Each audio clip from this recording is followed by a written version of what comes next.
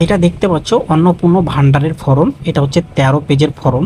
এখানে কি কি ডকুমেন্ট লাগবে আজকে আমি এই ভিডিওতে বলবো, আর এই ফর্মটা ফিল আপ করতে কতটা উপকার হবে আর কতটা ক্ষতি হবে আজকে এই ভিডিওতে আমি বিস্তারিতভাবে জানাবো।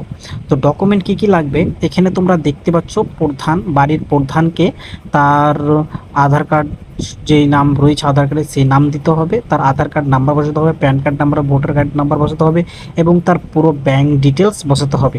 এবং এক এক করে 5 জন, কয়জন ফ্যামিলিতে লোক আছে 5 জন সদস্য, প্রত্যেকেরই same to same Aadhaar, pan, ব্যাংকের এবং তার নামে কোনো জমি আছে কি নেই সেই জমির নথি এবং রেকর্ড সব কিছু জমা দিতে হবে। তার মধ্যে কি কোনো বাড়ি কেমন, পাকা বাড়ি না কাঁচা বাড়ি, এই ব্যাপারে তাও নথি দিতে হবে।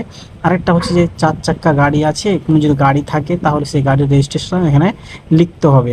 মানে বাড়ির যত কিছু এভিডেন্স রয়েছে সব কিছু এই ফর্মটাতে ফিল আপ করতে হবে।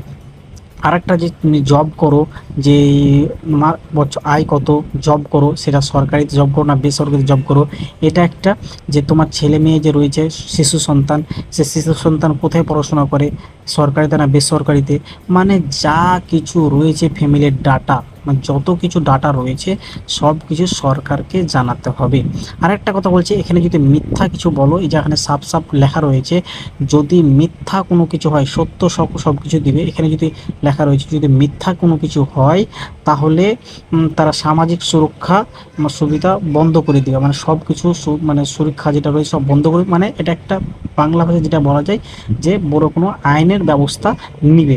এই জন্য মিথ্যা কোনো কিছু দেওয়া যাবে না। তো এটা পূরণ করার আগে সাবধানে পূরণ করবেন, কারণ পরে ক্ষতিও হতে পারে এবং কোনো প্রকল্পের টাকা পাচ্ছে না, সব কিছু লাগবে এ টু জেড। তো আজকের ভিডিওতে এখান থেকেই, তো অবশ্যই ভিডিওটাকে সাবস্ক্রাইব করে পাশে থাকবে।